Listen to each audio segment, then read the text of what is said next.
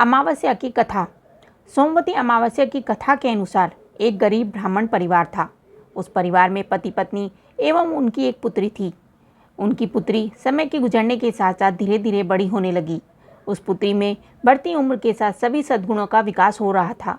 वह कन्या सुंदर, संस्कारवान एवं गुणवान थी, परंतु गरीब होने के कारण उसका विवाह नहीं हो पा रहा था। एक दिन उस ब्राह्मण के घर एक साधु महाराज पधारे। साधु उस कन्या के सेवा भाव से अत्यधिक प्रसन्न हुए। कन्या को लंबी आयु का आशीर्वाद देते हुए साधु ने कहा कि इस कन्या के हाथ में विवाह योग्य रेखा नहीं है। तब ब्राह्मण दंपत्ति ने साधु से इसका उपाय पूछा। कन्या ऐसा क्या करे कि उसके हाथ में विवाह योग बन जाए। साधु महाराज ने कुछ देर विचार करने के पश्चात अपनी अंतर्दृष्टि में ध्यान करके बताया कि कुछ दूरी पर एक गांव में सोना नाम की एक धोबिन महिला अपने बेटे और बहू के साथ रहती है, जो बहुत ही आचार विचार एवं संस्कार संपन्न तथा पतिपरायण है। यदि यह सुकन्या उस धोबिन की सेवा करे और वह महिला इसकी शादी में अपने मांग का सिंदूर लगा दे तथा उसके बाद इस कन्या का विवाह हो जाए तो इस कन्या का वैधव्य योग मिट सकता है। साधु ने यह भी बताया कि वह महिला कहीं बाहर आती जाती नहीं है। यह बात सुनकर ब्राह्मणी ने अपनी बेटी से धोबिन की सेवा करने का प्रस्ताव रखा।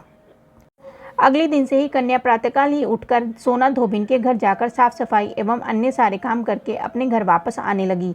एक दिन सोना धोबिन अपनी बहू से पूछती है कि तुम तो सुबह ही उठकर सारे काम कर लेती हो और पता भी नहीं चलता। बहू ने कहा, माँ जी, मैंने तो सोचा कि आप ही सुबह उठकर सारे काम खुद ही खत्म कर लेती हैं। मैं तो देर से उठती हूँ। यह सब जानकर दोनों सास बहू घर की निगरानी करने लगी कि कौन है जो सुबह ही घर का सारा काम करके चला जाता है। कई दिनों के बाद धोबिन ने देखा कि एक कन्या मुंह ढके अंधेरे में घर में आती है और सारे काम करके चली जाती है। जब वह जाने लगी तो सोना धोबिन उसके पैरों में गिर पड़ी। पूछने लगी कि आप कौन हैं और इस तरह छुपकर मेरे घर की चाकरी क्यों करती हैं। तब कन्या ने साधु द्वारा कही गई सारी बात बताई। सोना धोबिन पतिपरायण थी, अतः उसमें तेज था। वह तैयार हो गई। सोना धोबिन के पति थोड़ा अस्वस्थ थे। उसने अपनी बहू से अपने लौट आने तक घर पर ही रहने को कहा।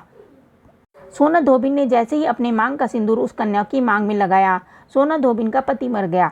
उसे इस बात का पता चल गया। वह घर से निराजल ही चली थी, यह सोचकर कि रास्ते में कहीं पीपल का पेड़ मिलेगा तो उसे भंवरी देकर और उसकी परिक्रमा करके ही जल ग्रहण करेगी। उस दिन सोमवती अमावस्या थी। ब्राह्मण के घर मिले पुए पकवान की जगह उसने ईंट के टुकड़ों से 108 बार भंवरी देकर 108 बार पीपल के पेड़ की परिक्रमा की और उसके बाद जल ग्रहण किया। ऐसा करते ही उसके पति के मृत शरीर में वापस जान आ गई। धोबिन का पति फिर से जीवित हो उठा।